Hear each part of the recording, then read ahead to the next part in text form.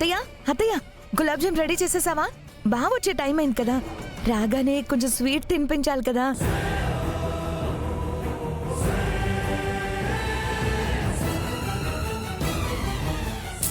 చేశానులేవే, ఇదిగో. అమ్మా చారు, ఉద్యోగం నువ్వే ఇచ్చినట్టు తెగ హడావుడి చేస్తున్నావు ఏంటమ్మా? నేను ఇవ్వకపోయినా వస్తుంది, చూస్తూ ఉండండి. అబ్బో వచ్చిందని వచ్చాక వాడు చెప్తాడు కదా, నువ్వెందుకే హడావుడి చేస్తున్నావు? దాని భర్తకు ఉద్యోగం వచ్చిందని అది హడావిడి చేయక ఎవరు చేస్తారే అమ్మా?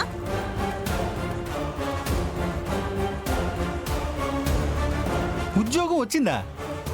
ఏమే ఉద్యోగం వచ్చిందా? నా సీన్ గడు ఏమైనా ఫోన్ చేసి చెప్పాడా? లేదు లేదు, నా కొడుక్కి ఉద్యోగం వస్తుందని నాకు నమ్మకం ఉంది, అందుకే అలా అన్నాను. కాసేపు మాట్లాడకుండా ఉంటే వాడొస్తాడు, వాడే చెప్తాడు కదా ఉద్యోగం వచ్చింది లేనిది.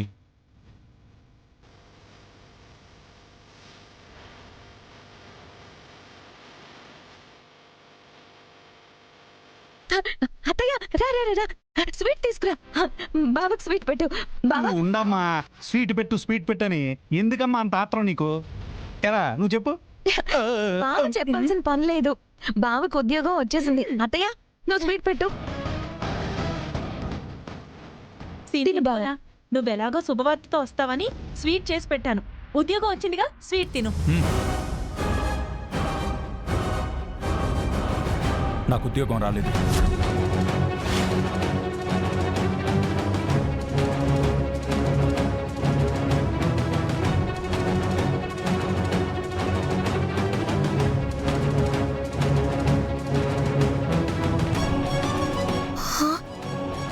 ఉద్యోగం రాకపోవడం ఏంటి?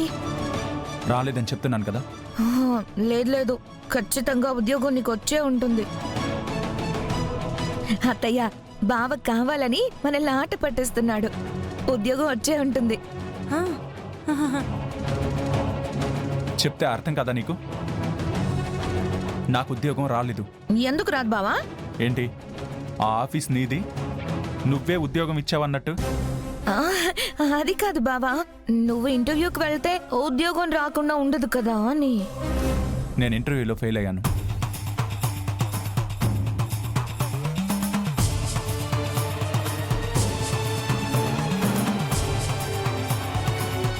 అసలు నీకు ఇంటర్వ్యూనే ఉండదు కదా బావా?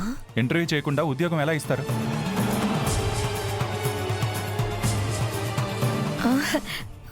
అంటే ఇంటర్వ్యూ నీకు అవసరం ఉండదేమో అని.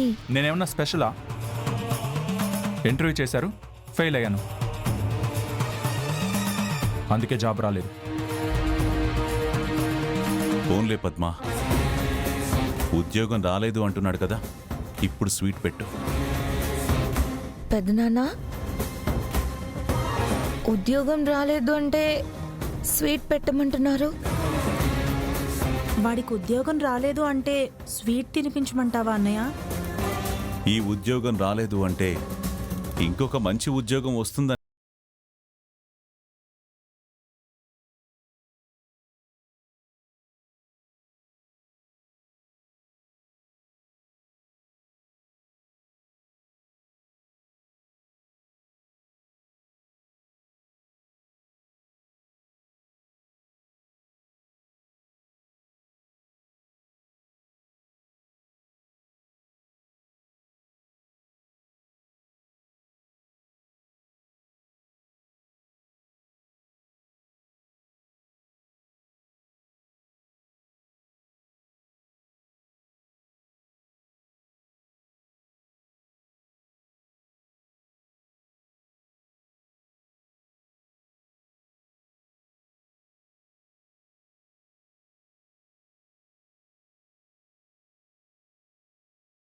రాలేదంట, ఆ స్వీట్ ఏదో నాకు పెట్టండి.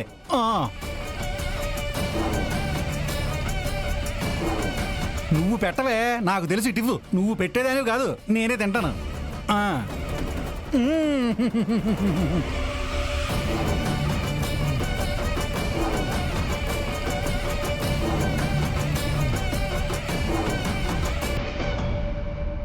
సడన్గా ఈ డెసిషన్ ఏంటి శౌర్య? ఇక్కడ ఉండాలనిపించట్లేదు. అందుకే దూరంగా ట్రాన్స్ఫర్ చేయించుకొని వెళ్ళిపోదాం అనుకుంటున్నాను. అంటే ఇక్కడ నీకు ప్రాబ్లం ఏముంది? స్టూడెంట్స్ కానీ ప్రిన్సిపల్ గారికి కానీ నువ్వంటే చాలా అభిమానం కదా. అభిమానం కూడా అప్పుడప్పుడు మనల్ని బాధ పెడుతూ ఉంటుంది. ఏంటి నువ్వు అనేది? కొన్ని నిర్ణయాలకి కారణాలు చెప్పలేను. నిన్ను ఎంతగా అభిమానించే స్టూడెంట్స్ నువ్వు వెళ్ళిపోతే తట్టుకోలేరుగా. ఇక్కడుంటే నేను తట్టుకోలేను. అందుకే వెళ్ళిపోవాలని నిర్ణయించుకున్నాను. కొన్ని జ్ఞాపకాలు తలుచుకుంటూ బతకడమే కష్టం. అలాంటిది ఎదురుగా నిలబడి బతకడం చాలా కష్టం.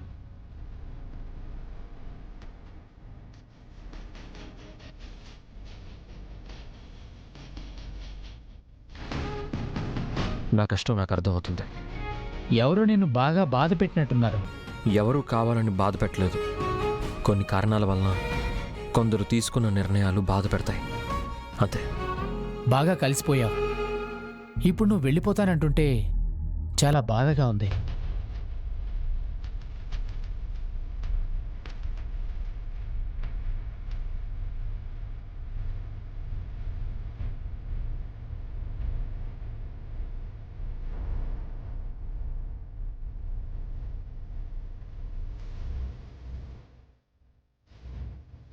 శౌర్య, ఇప్పుడే వస్తాను.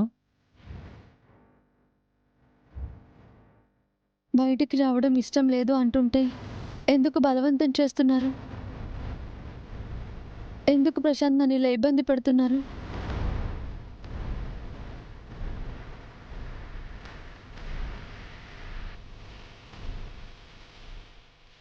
వాణ్ణి బయటికి తీసుకురావడానికి నేను ఏం చెప్పినా చేస్తానని నువ్వే చెప్పి ఇప్పుడు ప్రతిదానికి రాను, అలా చేయను అంటే అలా మాటిచ్చావు. సో నేను ఏం చెప్పినా చెయ్యాలి. నువ్వు ఆ రోజు ఓకే అన్నావు కాబట్టి నీ కోచ్ గారిని విడిపించాను.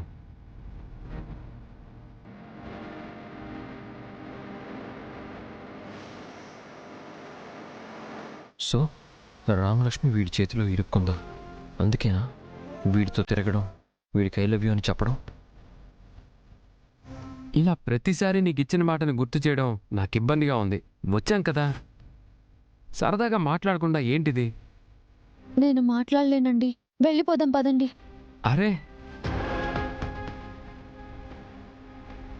ఇంత దూరం వచ్చి అప్పుడే వెళ్ళిపోదాం అంటావేంటి? నీకేం కావాలో ఆర్డర్ చేయి. అదేం వద్దండి. సరే, ఆడపిల్లలకి ఐస్ క్రీమ్ అంటే ఇష్టం కాబట్టి ఐస్ క్రీమ్ చెప్తాను, మనం తినేసి వెళ్దాం. ఓకే? వద్దండి. కుదరదు. బయట చెప్పండి సార్. 2 ఐస్ క్రీమ్స్ తీసుకురా. Okay sir.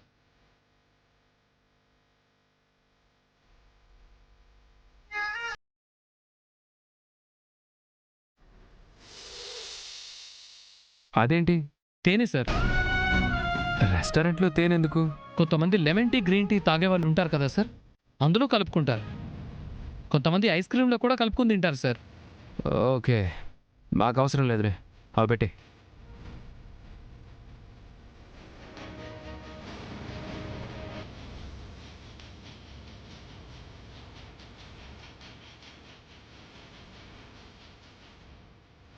నాకు తేనంటే చాలా ఇష్టం రామలక్ష్మి.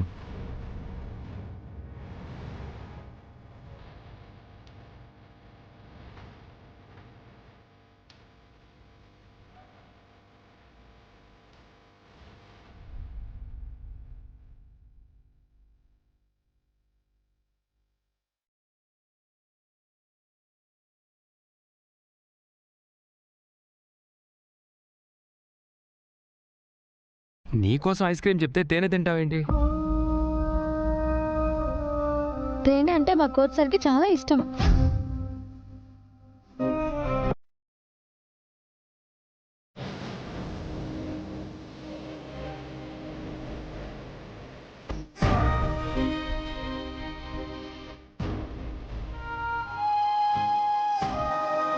సారీ, ఆయనకి ఇష్టమని. అన్ని ఇష్టాలు వదిలేసి నన్ను ఇష్టపడతావు అనుకుంటే నీకింకా వాడే గుర్తొస్తున్నాడా?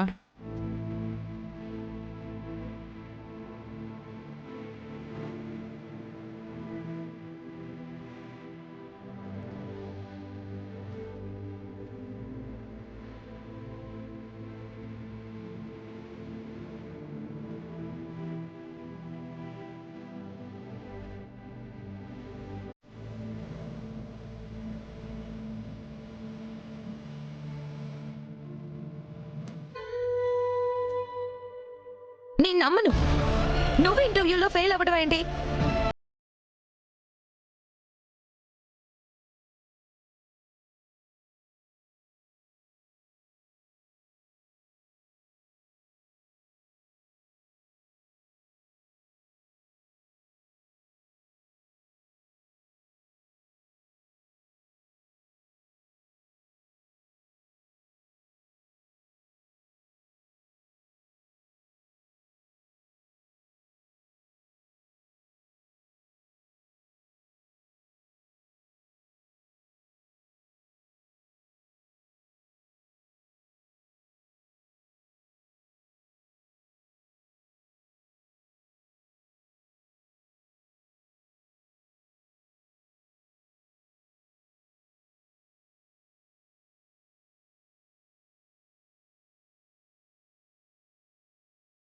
నన్ను ఆనందంగా ఉండనివ్వరు కదా. నువ్వంటే ఇష్టం లేదని చెప్పినా నా వెంట పడుతున్నావు. అలాంటిది మీ నాన్న ఇప్పించిన జాబ్లో చేరితే జీవితాంతం మా వల్లే నువ్వు బతుకుతున్నావు. నీకు మా అమ్మాయినే కాదు జీవితాన్నే ఇచ్చామని ఏడిపించరు. అబద్ధం చెప్పకు బావా. నువ్వు జాబ్ రాకుండా చూసుకోవడానికి ఇంకేదో రీజన్ ఉంది. నిజం చెప్పు, ఏంటది? నిజం కావాలా నీకు? చెప్పనా? ఆ జాబ్లో నేను చేరిన మరుక్షణం మనం వేరు కాపురం పెట్టాలంటావు. అందుకే కావాలనే ఇంటర్వ్యూలో ఫెయిల్ అయ్యాను. మనం వేరే కాపురం పెట్టకుండా ఇక్కడే ఉండాలా? అందుకోసం జాబ్ వదిలేసావా? నేను జాబ్లో చేరాలనుకుందే నీకు దూరంగా ఉండాలని. అలాంటిది మీ నాన్న రికమెండేషన్తో వచ్చిన జాబ్లో చేరితే అప్పుడప్పుడు దొరికే ఆ మనశ్శాంతి కూడా దొరకదనే ఆ ఉద్యోగాన్ని వదిలేశాను. నీ నీడంటేనే పడని నేను నీతో కలిసి వేరు కాపురం పెడతానని ఎలా అనుకుంటున్నావు? అందుకే నీకోసం మీ నాన్న నాకు ఇప్పించిన జాబ్ని అలాగే వదిలేసి వచ్చాను. ఇప్పుడు క్లియర్గా అర్థమైందా?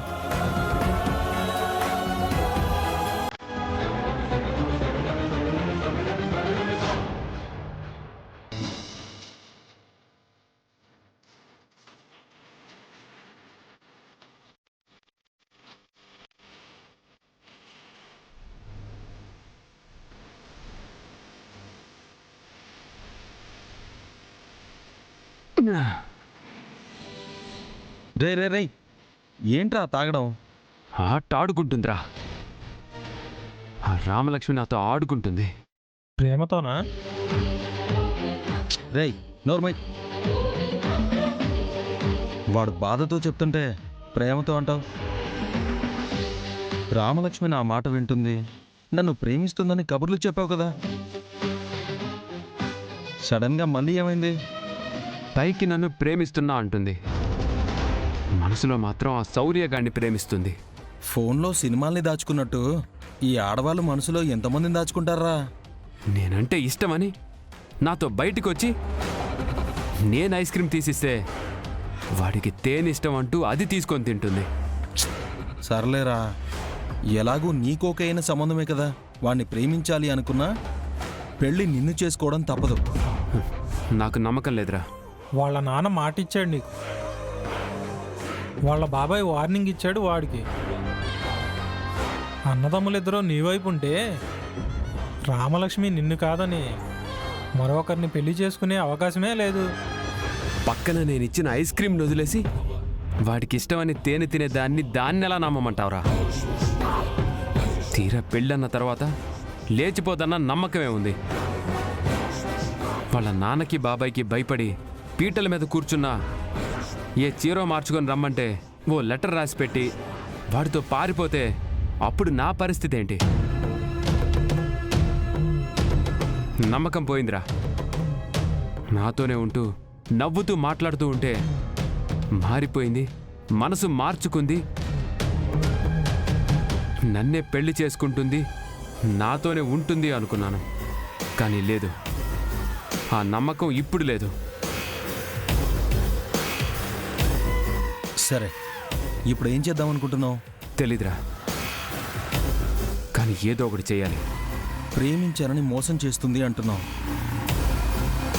పెళ్లి చేసుకుంటుందా అంటే ఆ నమ్మకం కూడా లేదంటున్నావు. ప్రేమించకపోయినా పెళ్లి చేసుకోకపోయినా రామలక్ష్మిని సొంతం కావాలంటే ఒక్కటే దారుంది. ఏంటది చెప్పరా? నేరుగా శోభనానికి ఏర్పాటు చేసుకోవడమే. పెళ్లికే ఒప్పుకుంటుందన్న నమ్మకం లేదంటే శోభనానికి ఎలా ఒప్పుకుంటుందిరా? రేయ్, నీ కాబోయే భార్య కాబట్టి ఒప్పుకోకపోయినా శోభనం జరిగిందనుకో, దాన్ని అందరూ ఇంగ్లీష్లో ఏదో అంటూ ఉంటారు. First night. నీ కాబోయే భార్య మీద ప్రేమతో నువ్వు తనకి ఇష్టం లేకపోయినా శోభనం చేశావంటే అది శోభనమే.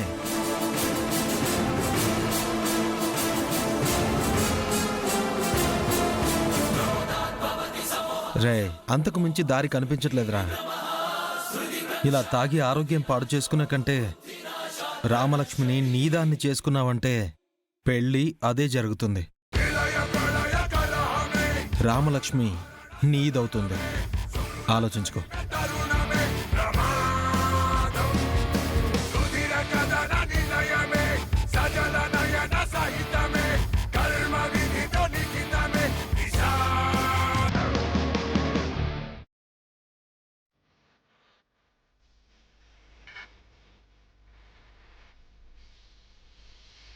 నీకోసం అర్ధరాత్రులు మీ ఇంటికి రాను, నీ వెంట పడను, నీకు ఫోన్ చేయను. మీ వాళ్ళు చూసిన సంబంధం చేసుకొని నువ్వు ఆనందంగా ఉండు. పెళ్లి సంబంధం కుదిరాక నువ్వు ఇలా రావడం, మనం ఇలా మాట్లాడుకోవడం, ఇది తప్పు.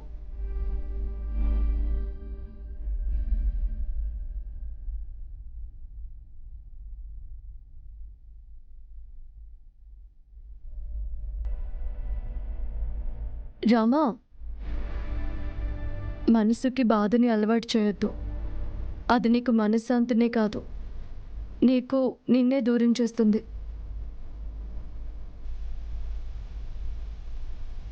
ఆడపిల్ల కళ్ళు శూన్యంలోకి చూస్తున్నాయంటే గతం జ్ఞాపకాలని తడుముకుంటున్నాయనే అర్థం. ఎందుకు రమా, నీలో నువ్వే బాధపడతావు. బాధని మించిన బరువు ఉండదు. మోయగలమని అనిపిస్తుంది, కానీ ఆ బరువు కింద మనకు తెలియకుండా మనమే నలిగిపోతూ ఉంటాము. నాకంటే బాధ తప్ప ఏమీ మిగలలేదు. నువ్వెందుకు బలవంతంగా బాధని దగ్గర చేసుకుంటున్నావు? తెలియనట్టు అడుగుతున్నావా? తెలుసు కాబట్టే అడుగుతున్నాను. ఎందుకు అందరి ముందు ఒకలా ఉంటావు? ఒంటరిగా ఉన్నప్పుడు ఇలా బాధపడతావు. నువ్వు చెప్తేనే కదా నీ బాధ ఎదుటి వాళ్ళకి తెలుస్తుంది. పెద్దనాన్న పెద్దమ్మలకి చెప్పవు, నీకు ఇష్టమైన మనిషికి నీ ప్రేమ గురించి చెప్పవు. నేను ఇష్టపడే వాళ్ళకు కూడా నీ ఇష్టం గురించి చెప్పకపోతే నీ ఇష్టమే జీవితాంతం నీ కష్టానికి కారణమవుతుంది. రామా, ఆజ్య, ఏంటి మీరు అన్నం తినరా? ఇంట్లో అందరూ తిండమయ్యాక తింటారా ఏంటి? మీరెలాగూ రారని నేనే తీసుకొచ్చాను. రండి తిందురుగాని. ఏ రామా, నీకు ప్రత్యేకంగా చెప్పాలా? రా. నాకు ఆకలిగా లేదమ్మా. ఆకలిగా లేదా? ఏం తిన్నావని? ఆకలిగా లేదంటున్నాను కదా. అదే, ఎందుకు ఆకలిగా లేదు? అసలు ఏంటే నీ బాధ? నాకు అర్థం కావడం లేదు. సరిగ్గా తినడం లేదు, ఎప్పట్లా మాట్లాడడం లేదు. అసలు దేని గురించి బాధపడుతున్నావో చెప్పు రామా. తను చెప్పదులే పెద్దమ్మ, నేనే చెప్తాను. చెప్పు.